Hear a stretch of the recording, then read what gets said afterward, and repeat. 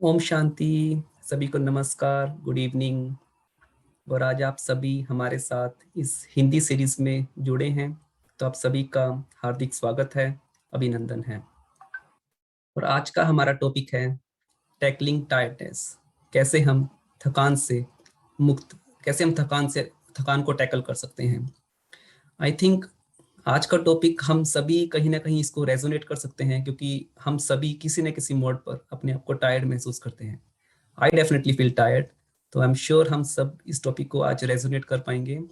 और इसी से रिलेटेड मुझे एक बहुत ही सुंदर एक कोटेशन याद आती है, जो कि एक फेमस ऑथर ने लिखी थी कि I am so tired, even my tiredness is tired. कहने का भाव ये है कि अगर कोई भी प्रॉब्लम, कोई भी लेजीनेस, कोई भी टायर्डनेस कुछ दिन के लिए है, इट्स फाइन। लेकिन अगर वो हमारा एक संस्कार बन गया है, माना कि एक अगर हमारा इंप्रेशन बन गया है, तो डेफिनेटली समथिंग इज रॉन्ग और हमें उस पर काम करना है। और आई अंडरस्टैंड कि हर एक का अपना अपना अनुभव है इन टर्म्स ऑफ वो कैसे टायर्ड फील करते हैं। लेकिन जब मैं इस टॉपिक पर स्टडी कर रहा था, तो मुझे 3 पॉइंट्स बहुत मुख्य लगे, तो वो मैं आप लोगों के साथ शेयर करना चाहूँगा। तो पहला पॉइंट, जब हम अपनी वर्क और लाइफ में बैलेंस नहीं रख पाते हैं, कई बार हम अपने आप को इतना एग्जॉस्ट कर लेते हैं कि हम पूरा दिन टायर्ड फील करते हैं। और सेकंड रीज़न है, कई बार हम लोगों के साथ टायर्ड हो जाते हैं। कई बार हमारा लोगों के साथ अनबन होती है, कई बार हमारा उनके साथ संस्कार स्वभाव मैच नहीं करता है, तो वहां पर भी हमें डेफिनेटली टायर्डनेस की महसूसता होती है।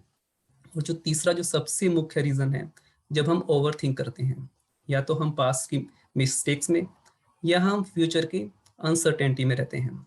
माना कि जब हम अपने एम और ऑब्जेक्टिव को भूलकर सिर्फ ओवर थिंक करते हैं। और जब भी मुझे इसका इंडिकेशन मिलता है, तो मैं हमेशा परमात्मा का एक स्लोगन याद रखता हूँ कि अपने लक्ष्य को इतना महान बनाओ कि व्यर्थ के लिए समय ना हो। माना कि जब हमारा एम और ऑब्जेक्टिव इतना हायर होगा, जब हमारी कॉन्शियसनेस इतनी हायर होगी, तो हम हमेशा समर्थ सोचेंगे। माना कि हमारी थिंकिंग हमेशा पावरफुल होगी। और जहाँ पर थिंकिंग पावरफुल है, वहाँ पर टायर्डनेस का सवाल ही नहीं होता है। तो आज हम आपके साथ इसके ऊपर काफ़ी गुह्य राज शेयर करेंगे। और उसके लिए आज हमारे बीच में एक बहुत ही यंग टैलेंटेड स्पीकर हैं, जो कि all the way from America USA से कनेक्टेड हैं। तो सिस्टर बिंदु, आपका बहुत बहुत स्वागत है, अभिनंदन है। तो मैं सार रूप में आपका परिचय देना चाहूँगा।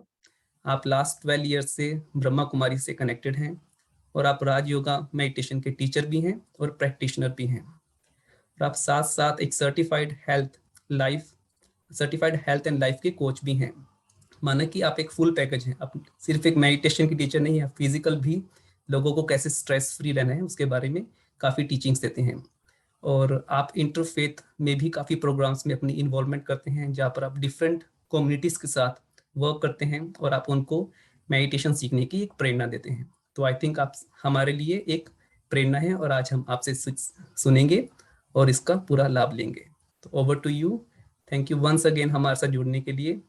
ओम शांति।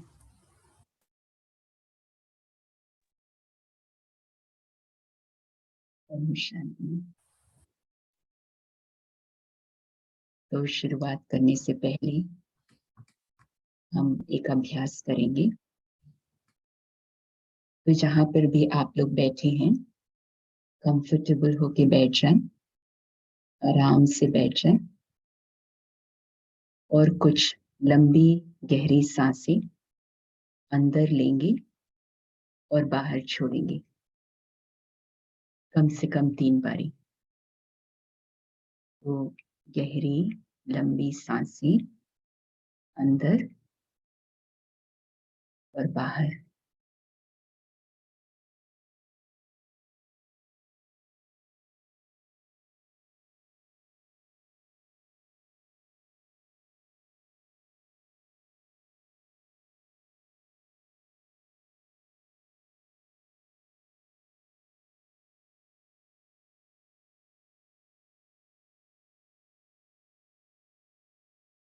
अनुभव करें कि जैसे जैसे ऑक्सीजन आपके शरीर में फैल रहा है, वैसे वैसे शरीर को जैसे एक आराम की महसूसता हो रही है। अब शरीर से मन की तरफ चले, मन को आराम दे।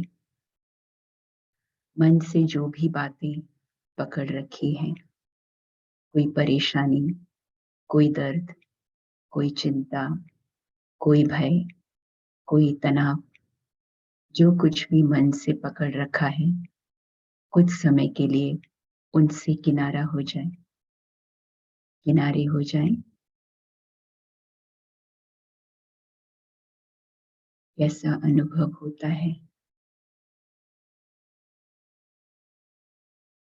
मन की स्वतंत्रता का अनुभव कैसा महसूस होता है?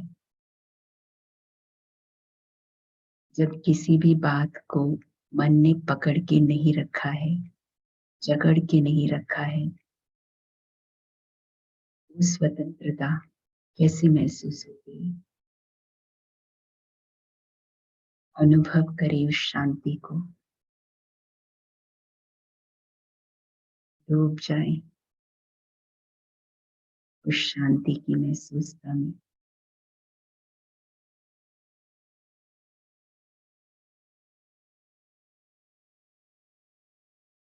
जैसे एक गहरे साइलेंस की अनुभूति हो रही है।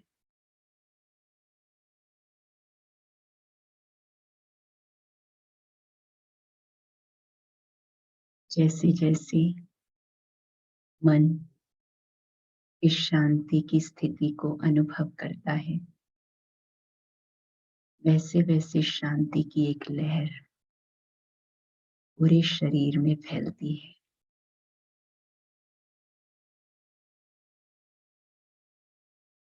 अनुभव करें कि शरीर का अंग अंग एक शांति की महसूसता का अनुभव कर रहा है।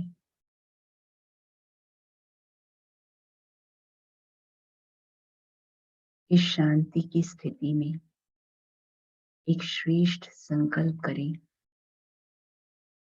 मैं एक शक्तिशाली आत्मा हूं। 2-3 बारी दोहराएं, मैं एक शक्तिशाली आत्मा हूं। I am a powerful soul। अनुभव करें शांति की स्थिति में लिया गया ये श्रेष्ठ संकल्प शक्ति की ऊर्जा प्रवाहित कर रही है, और ये शक्ति की ऊर्जा पूरे शरीर में फैल रही है और शारीरिक शक्ति का अनुभव करा रही है। ओम शांति।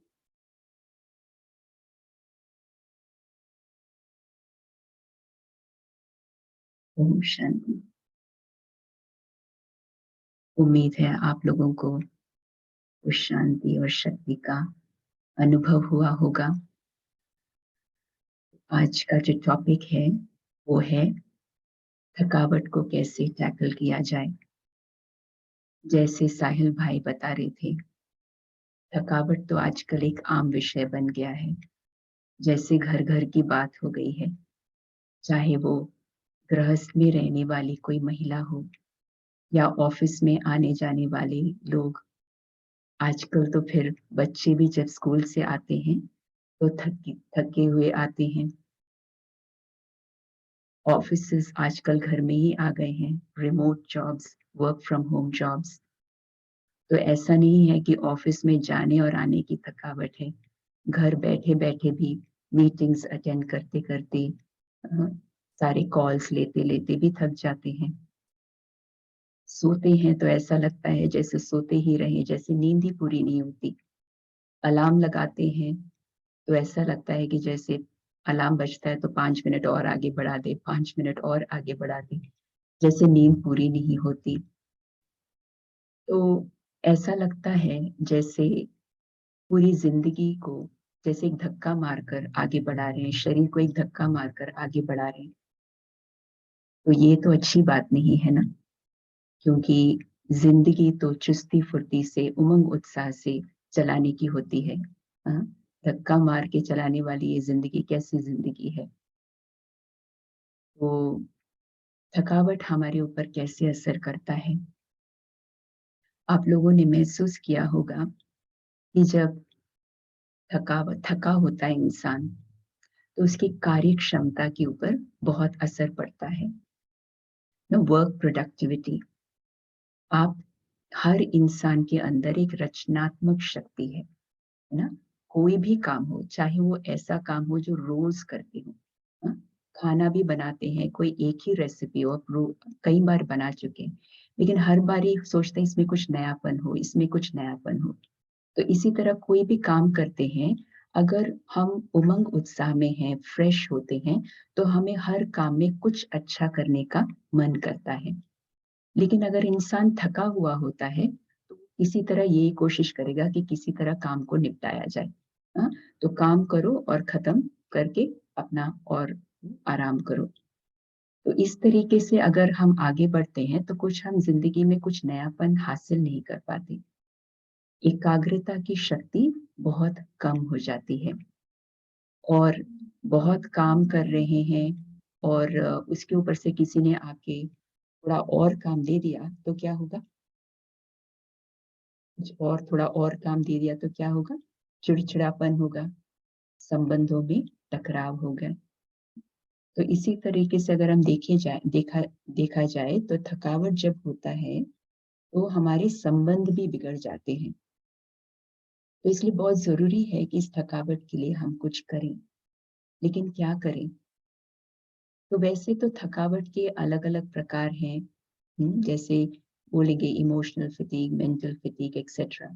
लेकिन मैं इसको बिल्कुल सिंपल तरीके से 2 भागों में इसको एक्सप्लेन करूँगी। पहला शरीर की थकावट और दूसरा मन की थकावट। तो शरीर की थकावट, कई सारे वजह हैं जिससे शरीर थक जाता है। क्या वजह हैं?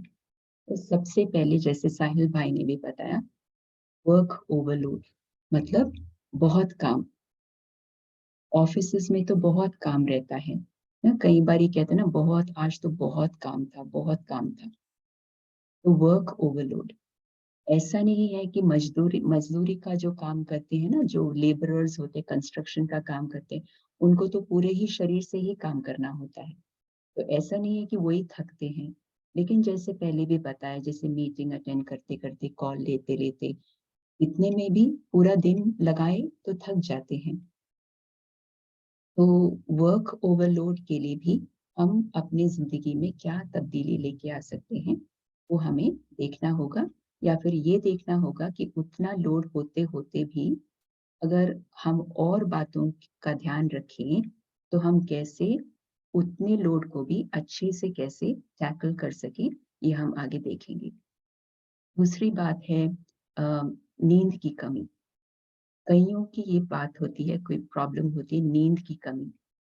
मतलब अ, जैसे आम तौर पे महिलाएँ भी होती हैं, पूरा दिन ऑफ़िस का काम करती हैं, शाम को घर आती हैं और बच्चों को उनके होमवर्क वग़ैरह कराना होता है, घर में खाना बनाना होता है, साफ-सफाई करना होता है। सोने का टाइम जब तक होता है तो बहुत लेट हो जाता है। फिर दूसरे दिन फिर से सुबह उठना पड़ता है। तो मतलब नींद इतना इतने घंटे नींद के पूरे नहीं होते। तो कइयों को ऐसा भी होता है कि नींद के लिए टाइम तो है, लेकिन फिर भी नहीं सोते। ना रात को बैठ-बैठ कर यूट्यूब देखते रहेंगे, मूवीज़ देखते रहेंगे या सोशल मीडिया पे लगे रहेंगे। तो इस तरीके से भी हम देखें तो दूसरे दिन अगर सुबह जल्दी भी उठना है, रात को लेट सोए, तो वो भी ठीक बात नहीं है, है ना? और अगर सुबह जल्दी नहीं उठना, तो लेट उठते हैं सुबह। जितना लेट सुबह उठते हैं, उतनी ही सुस्ती आती है। तो हमारा जो साइकिल है, जो हमारे शरीर की एक बायोलॉजिकल साइकिल है, उसमें जैसे सूर्य अस्त होता है, तो टाइम हो जाता है हमारे भी शरीर को सुलाने के लिए, शरीर को सुलाने का टाइम हो जाता है। जैसे सूर्य उदय होता है धीरे-धीरे, वैसे शरीर को भी उठाने का टाइम हो जाता है। तो कइयों को क्या होता है, रात को जैसे लेट तो जाते हैं लेकिन नींद नहीं आती, लेटते ही नींद नहीं आती। तो अगर इसकी कोई वजह, कोई शारीरिक रोग है, तो उसके लिए तो डॉक्टर की सलाह ले सकते हैं। लेकिन कई बारी इसकी वजह ये होती है कि ब्रेन को और मन और बुद्धि को बहुत एक्टिवेट करते हैं लास्ट मोमेंट तक। हाँ? मतलब कोई मूवी देख रहे होंगे, कोई आर्ग्यूमेंट में लगे होंगे, कोई बातचीत कर रहे होंगे या कोई अ, ऑफिस का काम चल रहा होगा, कुछ भी हो रहा होगा, जब ब्रेन बहुत ज़्यादा एक्टिवेट हो जाता है, ऊपर से ये जो हमारे डिवाइसेज़ हैं, इनसे जो एक लाइट जो निकलती है और हमारी आँखों में पड़ती है, उसका असर काफ़ी देर तक पड़ता है। तो जो रूल ऑफ थंब है वो ये है कि कम से कम 1.5-2 घंटा पहले, सोने से 1.5-2 घंटा पहले अपने आप को इन सभी बातों से किनारा कर लेना है। जैसे अपने आप को प्रिपेयर करना है नींद के लिए, सोने के लिए प्रिपेयर करना है। तो ऐसी कुछ बातों का ध्यान रखें, तो हम नींद को भी अच्छी तरीके से हम कर सकते हैं। तीसरा है डाइट। अभी डाइट डाइट में 3 बातें आती हैं, मतलब खान-पान। 3 बातें आती हैं और वो 3 बातें हैं, कब खाना है, क्या खाना है और कैसे खाना है। क्या खाना है, कब खाना है और कैसे खाना है। इन तीनों बातों का बहुत असर पड़ता है शरीर पर। तो क्या खाना है? आजकल तो फ़ास्ट फ़ूड का ज़माना है, तो घर में पहुँचते हैं थके हुए, तो टाइम तो होता नहीं है कई बारी, तो ऐसा सोचते हैं कि बाहर से कुछ जाके खा लेते हैं, नहीं तो फिर खाना मँगवा लेते हैं, तो आसान हो जाता है ना? लेकिन जो खाना हम बाहर से खाते हैं और जो या मँगवा के खाते हैं, कई बार इसमें भी या फिर खुद अपने आप से भी पकाते हैं, तो भी अगर इस खाने में, इस आहार में बहुत तला हुआ है या बहुत मैदे आदि का बना हुआ है या फिर बहुत स्पाइसी है, बहुत मसालेदार है, कई बार ये इस तरीके का आहार बहुत भारी कर देता है। कभी-कभी कुछ लोगों के पास टाइम नहीं होता तो वो कल बना हुआ 2 दिन पहले बना हुआ खाना भी खा लेते हैं। तो क्या होता है कि ऐसे आहार में जो एनर्जी है, जो उसकी अपनी ऊर्जा है, वो बहुत कम होती है। आपके शरीर को ऊर्जा की ज़रूरत है, इसलिए आप आहार लेते हैं। नरिशमेंट, न्यूट्रिशन की ज़रूरत है, पौष्टिकता की ज़रूरत है। तो जब आप आहार अंदर लेते हैं और उस आहार की क्वालिटी बहुत लो होती है, तो फिर आपका शरीर इतना एनर्जी नहीं ले पाता। उसके ऊपर से अगर उस आहार में बहुत मसाला है या बहुत फ्राइड वगैरह ना तला हुआ वगैरह बहुत है, तो क्या होता है कि वो शरीर में एक हलचल पैदा करती है। तो जैसे डकार आना, गैस बन जाना, ये सब जो है, ये शरीर को जैसे इतनी हलचल में लेके आती है कि शरीर को आराम की महसूसता नहीं होती। तो जितना हो सके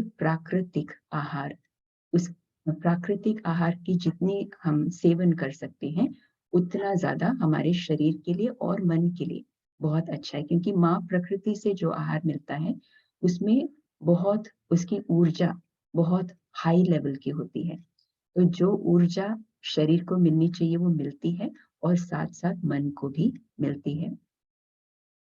दूसरी बात है कि कब खाना है, इसमें भी कई बारी गलती हो जाती है। कब खाना है? तो कई बारी लेट खाते हैं, तो इसमें फ़र्क पड़ जाता है क्योंकि हमारे शरीर में अम, जो एक प्राण शक्ति, तो प्राण शक्ति जो है, उसके 2 काम हैं। एक तो आप जो आहार अंदर लेते हैं, उस आहार को पचाने का काम करती है और दूसरा दूसरा काम जो उसका है, वो है पचाने का काम पूरा होने के बाद हीलिंग प्रोसेस, आपके शरीर को हील करती है।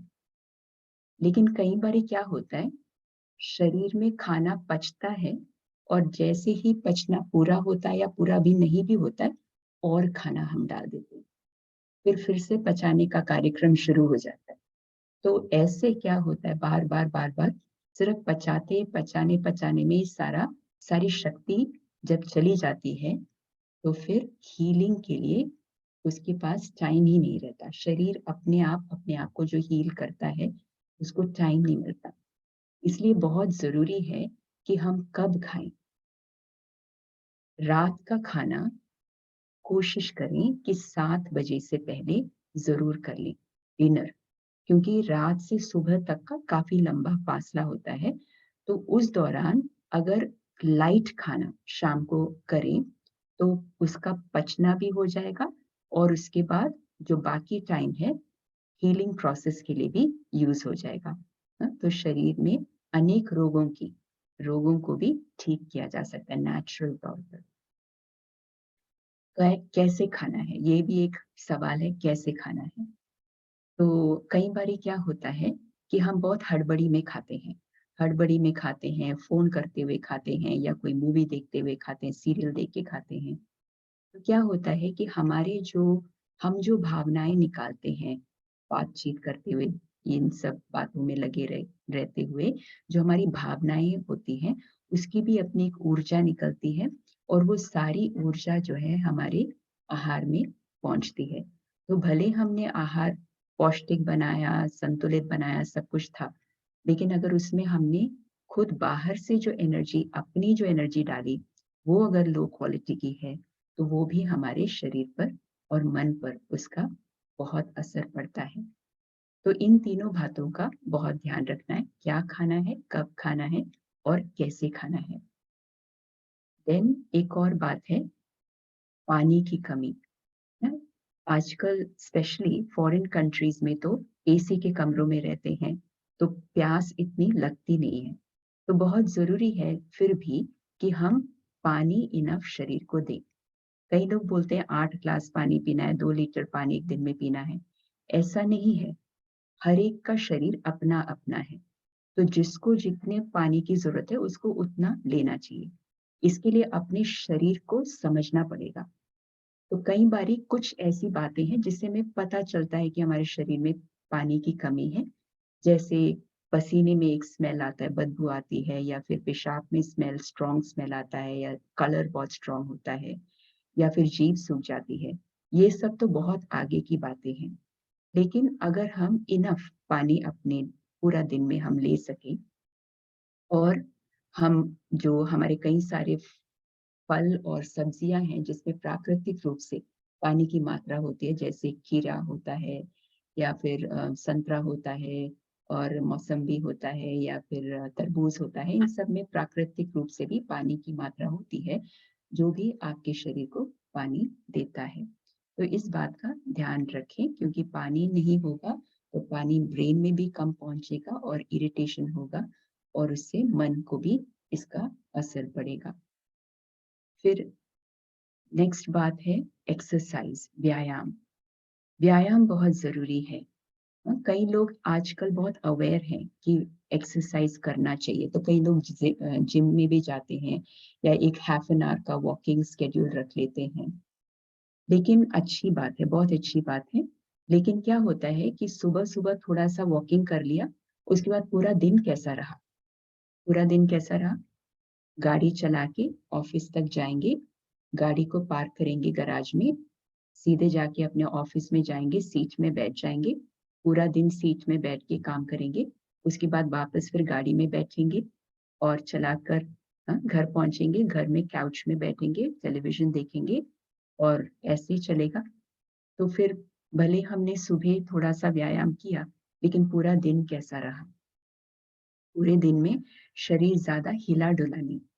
तो जब शरीर की मांसपेशियाँ एक्सरसाइज़ उसको फुल टाइम नहीं मिलता है, तो क्या होता है कि वो मांसपेशियाँ खराब होना शुरू हो जाती हैं, वेस्ट होना शुरू हो जाती हैं। इसलिए बहुत ज़रूरी है कि हम पूरे दिन में कुछ भी करते हैं, कोशिश करें कि चल-फिर कर करें। जैसे अगर किसी से फ़ोन पे बात करते हैं, तो भी जैसे चल के कर सकते हैं या कई सारे काम हैं, बागीचे का काम कर सकते हैं, कुछ भी कर सकते हैं, गार्डनिंग। ये सब हम थोड़ा शरीर को एक्टिविटी देने की कोशिश करें। शरीर को जब हम व्यायाम देते हैं, तो एक और बात को उसका बेनिफिट मिलता है और वो है डाइजेशन। यानी कि पाचन क्रिया। हमारा जो जो आहार हम शरीर में डालते हैं, वो आगे भी बढ़े, उसकी प्रक्रिया भी पूरी चले, इसके लिए व्यायाम बहुत ज़रूरी है। कइयों को ये शिकायत रहती है कि पेट साफ नहीं होता, तो ये भी बहुत ज़रूरी है। कब्ज़ की शिकायत होती है, तो अगर ये बहुत ही लंबे काल की एक प्रॉब्लम है, तो डॉक्टर की सलाह लें। और अगर ये कभी-कभी की बात है, तो इसमें ध्यान रखना है कि आपने जब भी ये कब्ज़ की शिकायत हुई, तो आपका खाना कैसा था? आपके खाने में क्या था? क्या मैदे की मात्रा थी ज़्यादा, या फिर ऐसी कोई बातें थी जो जिसमें सैलेड की कमी, सलाद की कमी कम थी। इस तरीके से हमें थोड़ा-सा जाँच करना पड़ेगा कि क्या बात थी जिसकी वज़ह से कब्ज़ हुआ। क्योंकि हमारे पेट पेट अगर साफ़ नहीं होता, तो इसका बहुत असर पड़ता है शरीर पर। बहुत थकावट, सुस्ती आती है, नींद आती है पूरे दिन में, और फ्रेशनेस महसूस नहीं होती। इसके अलावा कई सारी दवाइयाँ कभी कुछ लोग लेते हैं, उसका भी असर पड़ता है, जैसे ब्लड प्रेशर की दवाई या शुगर की दवाई, कोई भी दवाई। कई बारी ड्राउज़ीनेस आ जाता है, कुछ एलर्जी की दवाइयाँ लेने से। कई बारी कुछ रोग ऐसे होते हैं, जैसे खून की कमी होती है तो बहुत टायर्डनेस, एनीमिया हो जाता है, तो टायर्डनेस। कई लोगों को नाइट शिफ्ट्स करना होता है। कभी-कभी नाइट शिफ्ट्स करें तो ठीक है, लेकिन अगर लंबे काल तक नाइट शिफ्ट ही करते रहें, तो फिर ये तो हमारे जो उम, प्राकृतिक रूप से हमारा जो डे एंड नाइट का साइकिल है, उसके जैसे विपरीत हम चल रहे होते हैं, तो इसका भी लंबे काल तक शरीर पर बहुत असर पड़ता है। तो अगर ऐसा शेड्यूल है, तो कुछ टाइम के बाद आप कोशिश करें कि आपका थोड़ा शेड्यूल चेंज हो, थोड़ा लाइफ़स्टाइल चेंज हो। और अगर बिल्कुल नहीं हो सकता, तो फिर आगे हम जो बातें बताएँगे, उसका ध्यान रख सकते हैं। तो ये सब तो हुई शरीर की थकावट की बात। आगे बढ़ते हैं मन की थकावट। मन को भी थकावट हो जाती है, कभी महसूस किया है, मन थका हुआ होता है। हम कई बार कहते हैं ना, मैं तो सोच-सोच कर थक गई, मैं तो सोच-सोच कर थक गई। ऐसे कहते हैं ना कई बारी। मन का काम क्या है? मन का काम है सोचना, ना, संकल्पों की रचना करना। यहाँ पे एक गहरी बात समझने की ये है कि कौन है जो मन से संकल्पों को रच रहा है? वो कौन है? क्योंकि हम क्या कहते हैं? मेरा शरीर, मेरा मन, मेरा शरीर, मेरा मन, तो मैं कौन? हुँ, गहरी बात है इस बात को जानना, क्योंकि इस बात को जानने से कई सारी बातें सॉल्व हो सकती हैं। तो यहाँ पे जानने की बात ये है कि मैं ये शरीर नहीं, लेकिन इस शरीर में विराजमान एक सूक्ष्म चैतन्य शक्ति, आत्मा हूँ। मैं एक सूक्ष्म चैतन्य शक्ति, आत्मा हूँ। I am a living being in this body. तो मैं इस शरीर में, ब्रेन में बैठ के इस शरीर द्वारा काम कर रही हूँ। मुझ आत्मा में मन है, और इस मन द्वारा मैं आत्मा संकल्पों की रचना करती हूँ। ठीक है? तो मैं अगर संकल्प करूँ कि मैं थोड़ी देर के लिए चलना चाहती हूँ, तो संकल्प के बाद हम चलना शुरू करेंगे। तो पहले संकल्प उठेगा, फिर हम उसके ऊपर कार्य करेंगे।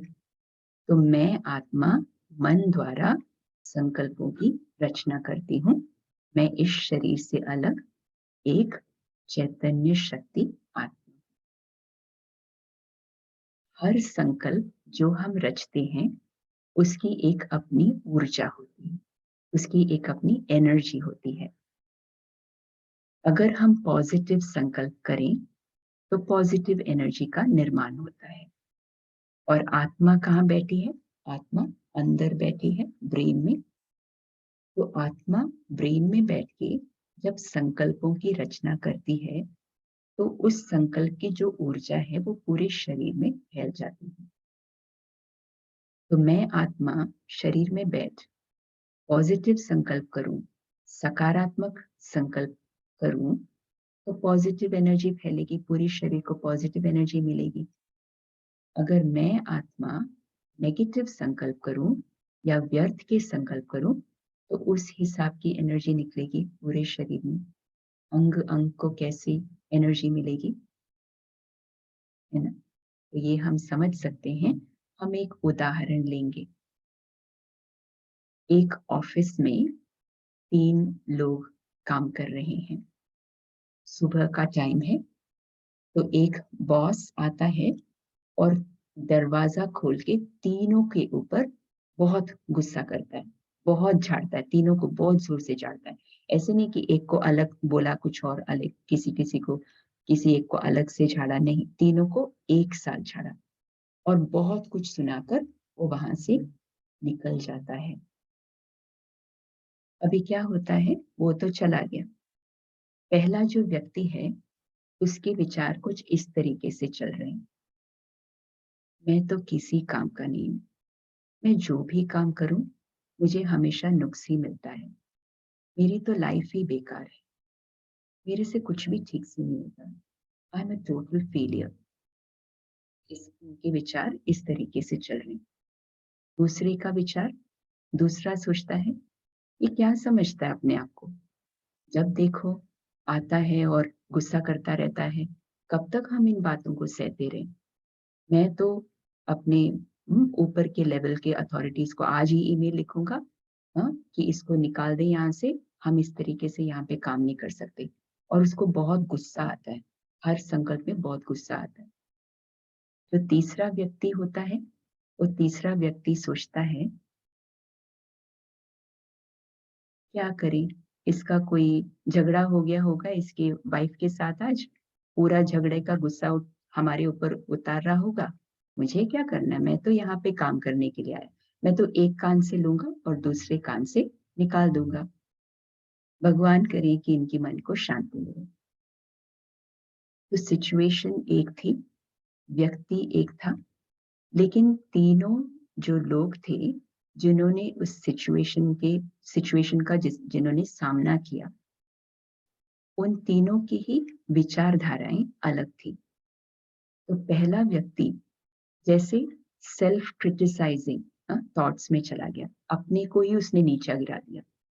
मैं तो किसी काम का नहीं हूँ। मैं तो कोई I am good for nothing. दूसरा व्यक्ति बहुत गुस्से में चला गया। तीसरा व्यक्ति शांत भी रहा और उसने एक अच्छा गुड विश भी किया। इसके मन को शांति मिली। अभी क्या है, हमने जैसे समझा कि हम जो भी संकल्प करते हैं, उस वैसी ही हमारी भावनाएँ होती हैं, हमारी फीलिंग्स उस हिसाब से होती हैं और हमारे फीलिंग से वही एनर्जी जनरेट होती है, पूरे शरीर में फैलती है। तो पहले वाले के संकल्प डिप्रेशन के हैं, वो डिप्रेशन में जा रहा है। हाँ? वो अपने आप को किसी काम का नहीं समझता। वो डिप्रेसिंग थॉट्स क्रिएट कर रहा है। तो उसके हर संकल्प से जो ऊर्जा निकल रही है, एनर्जी निकल रही है, वो बिल्कुल लो लेवल की ऊर्जा है। और जब ये लो लेवल की एनर्जी पूरे शरीर में फैलती है, तो शरीर के अंग-अंग को एनर्जी की ज़रूरत होती है ना फंक्शन करने के लिए। शरीर के अंग-अंग को क्या मिलता है? बिल्कुल लो लेवल की एनर्जी मिल रही है और इस लो लेवल की एनर्जी के साथ उनको काम करना पड़ रहा है। साथ ही साथ जो केमिकल्स, रासायनिक पदार्थ और जो हॉर्मोन्स जो क्रिएट होते हैं, वो भी नेगेटिव वाले क्रिएट होते हैं। तो पूरे शरीर में आप क्या फैला रहे हैं? कैसे फैली? आपके संकल्पों से फैली। जो दूसरा व्यक्ति है, उसको गुस्से के संकल्प आए, तो गुस्से का जो संकल्प आया, तो वो तो और भी उत्तेजित है, उसको तो बहुत ही ज़्यादा उसके टेम्परामेंट बहुत हाई है। बहुत एक के बाद एक के बाद एक के बाद ऐसे संकल्प पे संकल्प, संकल्प पे संकल्प आते जा रहे हैं, आते जा रहे हैं। वो बंद नहीं कर पा रहा है, फुल स्टॉप नहीं लगा पा रहा है। और ये इतने संकल्प पे संकल्प जो कर रहा है, हर संकल्प क्योंकि नेगेटिव है, हाई लेवल की नेगेटिविटी है उसके अंदर, वो सारी एनर्जी जो आत्मा के अंदर जो एनर्जी है, उसको क्षीण कर रही है, डिप्लीट कर रही है। पहले वाले की भी डिप्लीट हुई, क्षीण हुई, दूसरे वाले की भी हुई, बहुत ज़्यादा मात्रा में। कभी भी आपने अगर कभी गुस्सा किया है किसी के ऊपर, तो आपको महसूस होगा कि बहुत गुस्सा करने के बाद बिल्कुल ही थक जाते हैं, बिल्कुल ही थक जाते हैं, शरीर भी थक जाती है, आत्मा भी थक जाती है। तीसरे व्यक्ति को कैसा महसूस होगा? तीसरे व्यक्ति को तीसरा व्यक्ति बहुत आराम से रहेगा, उसको शांति की अनुभूति होगी क्योंकि उसने कुछ भी अब्ज़ॉर्ब नहीं किया। उन्होंने जो कुछ सुनाया, उसने कुछ भी अंदर लिया नहीं, क्योंकि उसको पता है कि वो कौन है। वो ये इस तरीके से नहीं चलता कि उन्होंने मेरे बारे में क्या बोला, मैं अपने बारे में क्या सोचता हूँ, वो उस हिसाब से खुश है। वो जानता है कि वो अपना काम करता है और वो उस बात से खुश है। तो उसको किसी बात का कोई प्रॉब्लम नहीं है, उसने कोई संकल्प कुछ क्रिएट नहीं किया, उल्टा उसको एक गुड विश और दे दिया, जिसकी वजह से उसकी आत्मा की एनर्जी और बढ़ी। तो इसलिए यहाँ पे हमें ये सोचना है कि अगर हम ऐसे सिचुएशंस में हैं, तो इन तीनों में से हम कौन हैं? हम वो हैं जो डिप्रेशन के थॉट्स क्रिएट करते हैं या गुस्से के थॉट्स क्रिएट करते हैं या शांति के थॉट्स क्रिएट करते हैं? हम इन तीनों में से कौन हैं? हमारी पर्सनैलिटी क्या है? चलिए अब आगे बढ़ते हैं।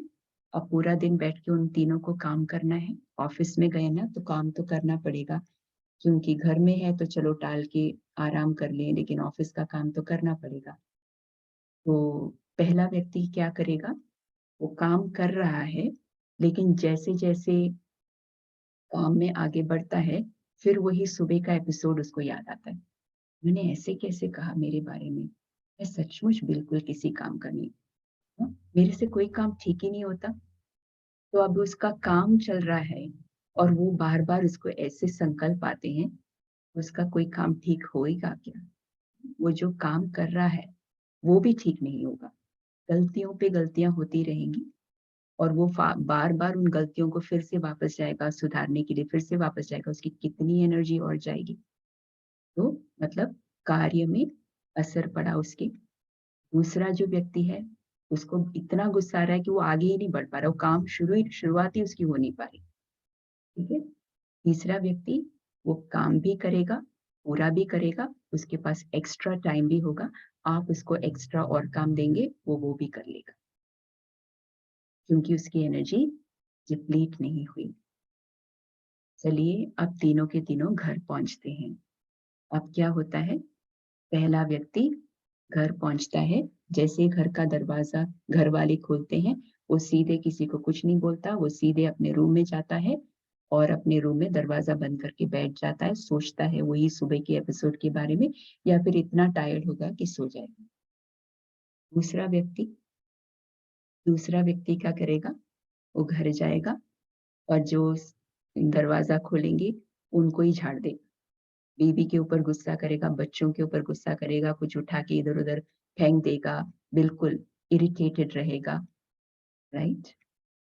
तीसरा व्यक्ति, वो जाएगा, वो वो सबसे घुलेगा, मिलेगा, प्लानिंग करेंगे कि आज शाम को क्या करना है, तो संबंधों में मधुरता।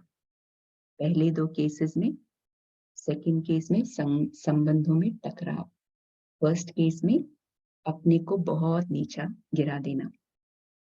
तो व्यक्ति जो बॉस था वो एक ही था, सेम था, सिचुएशन भी सेम था। लेकिन हम इस एग्ज़ाम्पल से देखें कि हम जिस तरीके से हर बात को लेते हैं और रिएक्ट करते हैं, उसका हमारे ऊपर कितना असर पड़ता है। तो ये बहुत ज़रूरी है जानना, क्योंकि ये हमारी लाइफ़ की बातें हैं ये सब और हम भी शायद इस तरीके की गलतियाँ करते हैं। तो एक और बात के ऊपर हम जाते हैं। जब शरीर बहुत ज़्यादा थक जाता है, बहुत ही ज़्यादा थक जाता है या बहुत कमज़ोरी आती है शरीर में, तो क्या करते हैं, जैसे वो उठ ही नहीं पाता, वो बिल्कुल लेटा हुआ है, उसके अंदर बिल्कुल कोई ताकत ही नहीं है, तो कई बारी घर वाले क्या करेंगे, जब ऐसी हालत हो जाती है तो शरीर को व्यक्ति को लेके हॉस्पिटल लेके जाते हैं, बोलते हैं कि इनको बहुत कमज़ोरी है। तो हॉस्पिटल में वो लोग क्या करेंगे, वो लोग सुई लगाएँगे, थोड़ा फ्लूइड चढ़ाएँगे, थोड़ा खून चढ़ाएँगे अगर ज़रूरत है तो दवाइयाँ चढ़ाएँगे। शरीर को जैसे बाहर से एनर्जी देने की कोशिश करेंगे। और जैसे-जैसे ये सब शरीर के अंदर जाएगा, शरीर में ताकत धीरे-धीरे आती जाएगी। तो ये तो हुआ शरीर में ताकत लाने की बात। बाहर से कुछ अंदर डालना पड़ा शरीर को ताकत देने के लिए। लेकिन ये जो आत्मा है, आत्मा के अंदर जो इतनी एनर्जी चली गई है, इतनी ऊर्जा उसकी डिप्लीट हो गई है, क्षीण हो गई है, इसके लिए क्या कर सकते हैं? आत्मा इस एनर्जी को वापस कैसे लेके आए? तो इसके लिए हम एक जो हम प्रैक्टिस करते हैं, वो है मेडिटेशन। राजयोग मेडिटेशन जो ब्रह्मा कुमारीज़ में हम प्रैक्टिस करते हैं, उसमें हम क्या करते हैं, हम अपने को आत्मिक स्थिति में लेके आते हैं। मैं कौन हूँ? मैं ये शरीर नहीं, लेकिन मैं एक आत्मा हूँ। और इस आत्मिक स्थिति में हम परमात्मा से कनेक्ट होते हैं। परमात्मा कौन है? परमात्मा के साथ हम कनेक्ट होते हैं। तो जैसे मैं एक आत्मा हूँ इस शरीर में, जैसे एक छोटा-सा चमकता हुआ सितारा और मैं ही इस शरीर को कंट्रोल कर रही हूँ। मेरे ही मन से मैं संकल्पों को रच रही हूँ। इसी तरह परमात्मा, वो जैसे हम सभी आत्माओं के पिता हैं।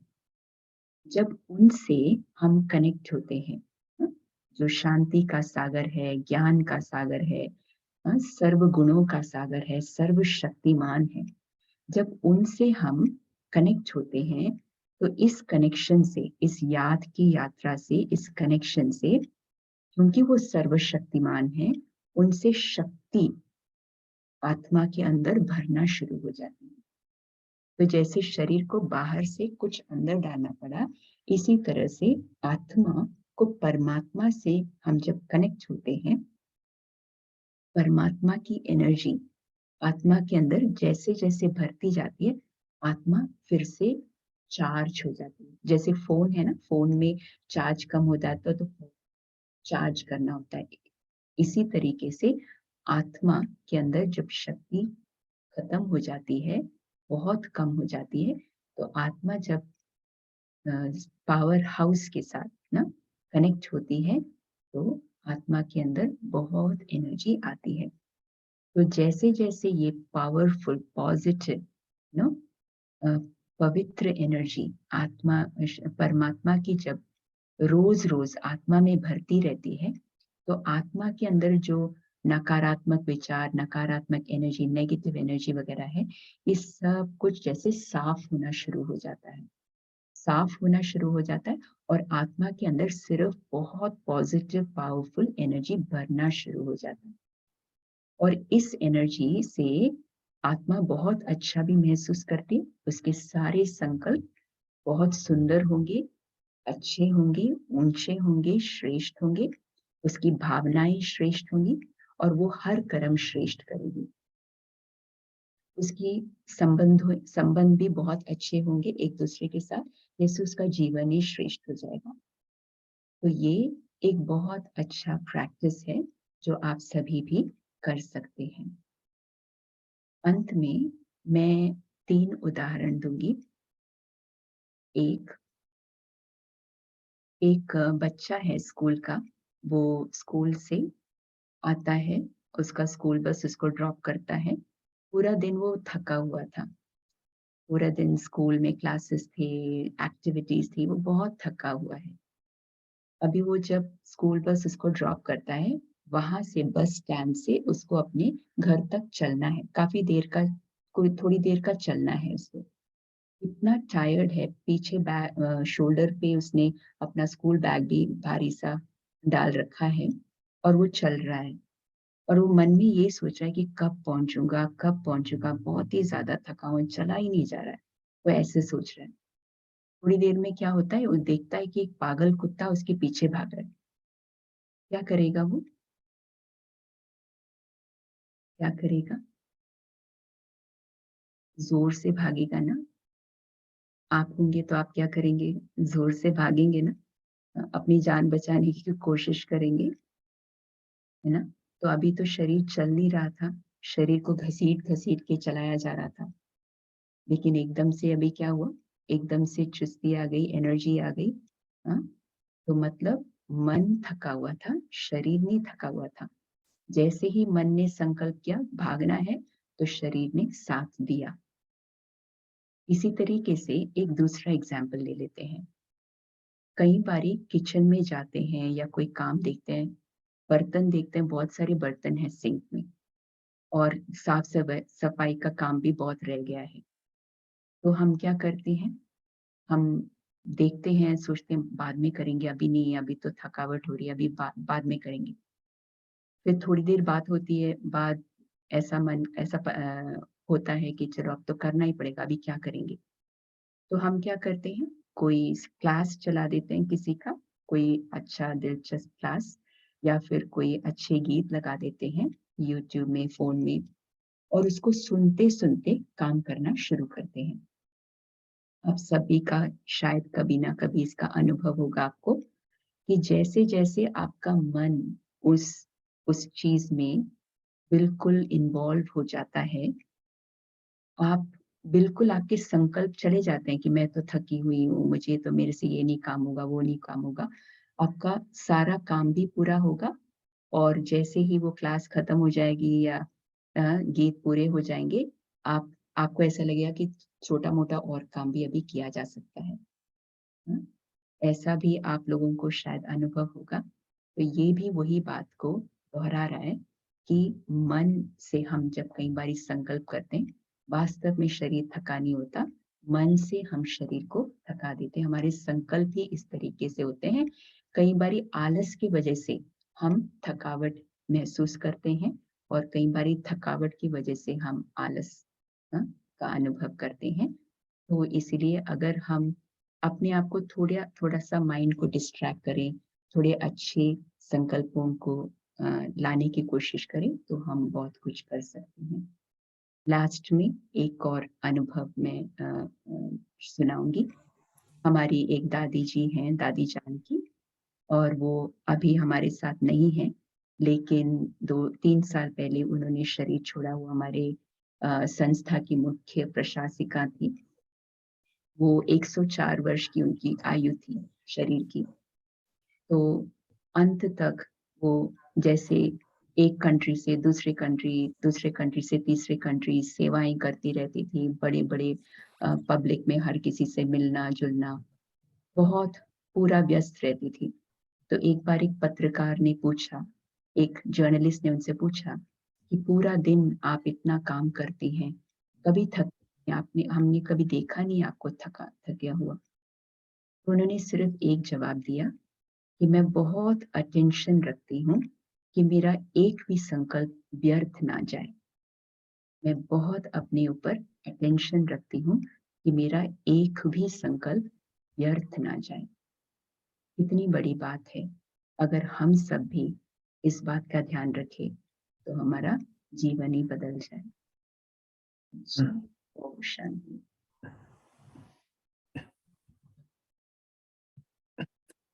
थैंक यू वेरी मच बिंदु बहन, इस टॉपिक को इतना सुंदर रीति से समझाने के लिए। और मुझे इस सेशन में 2 चीज़ें बहुत अच्छी लगी। सबसे पहले आपके बारे में कि आपने इस पूरे सेशन को बहुत सिंप्लिसिटी से और विद ए ब्यूटीफुल स्माइल आपने इस पूरे सेशन को समझाया। ये मुझे बहुत अच्छा लगा।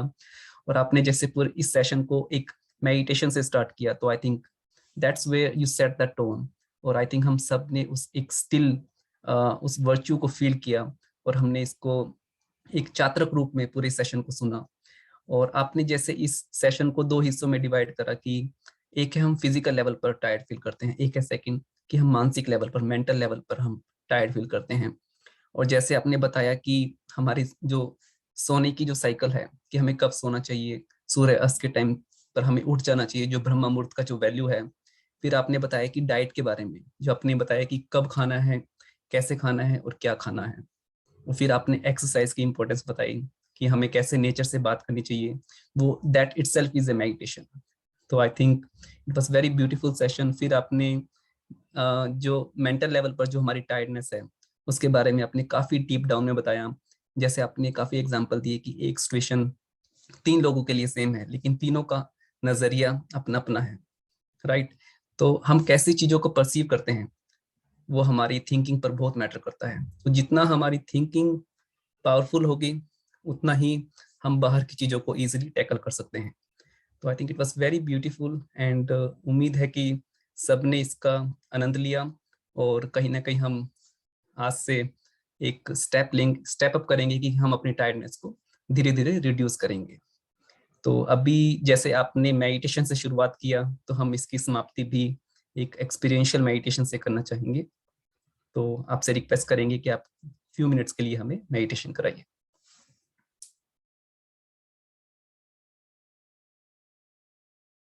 ओम शांति। फिर से कंफर्टेबल होके बैठ जाएं। कुछ क्षणों के लिए अपने आप को देखें।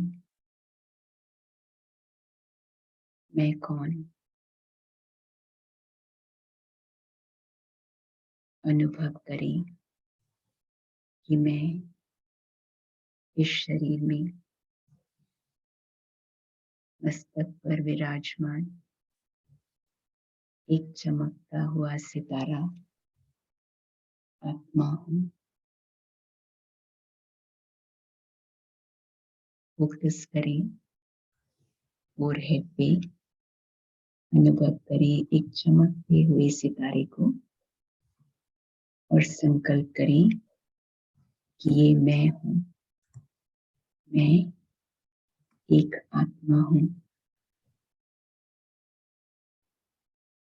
मैं आत्मा। मैंने आज कई बातें सीखी। आज मैं आत्मा एक दृढ़ निश्चय करती हूँ कि जो भी बातें सीखी उसको अपने जीवन में आज से अभी से लाऊंगी, ताकि मेरे जीवन में मेरा हर क्षण सुंदर संकल्पों से सजा रहे और मेरे मन के साथ साथ मेरे शरीर को भी बहुत शक्ति, बहुत एनर्जी का अनुभव रहे। मैं आत्मा कुछ क्षणों के लिए अपने पिता परमात्मा को याद करती हूँ। मेरे पिता परमात्मा जो मेरी ही तरह एक छोटी सी सितारे हैं, आत्मा है, सर्वगुणों के, शक्तियों के सागर हैं। मैं आत्मा उनको याद करती हूँ और जैसे जैसे मैं उनको याद करती हूँ उनकी ऊर्जा, उनकी एनर्जी जो बहुत प्योर है, बहुत पावरफुल है, जैसे मेरे अंदर भरना शुरू हो जाती है। जैसे जैसे परमात्मा की शक्तियों की किरणें मुझे आत्मा में भरती है, वैसे वैसे सारी नेगेटिव एनर्जी जो मेरे अंदर भरी पड़ी थी वो साफ होना शुरू हो जाती है। परमात्मा की एनर्जी भरती रहती है और मुझे भी पवित्र करती है, शक्तिशाली करती है। मेरे मन को बहुत शक्तिशाली बनाती है। अनुभव कर रही हूँ कि जैसे जैसे आत्मा में परमात्मा की शक्ति भर रही है,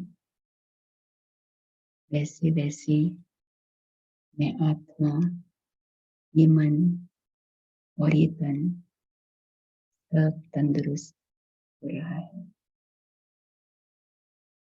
शांति।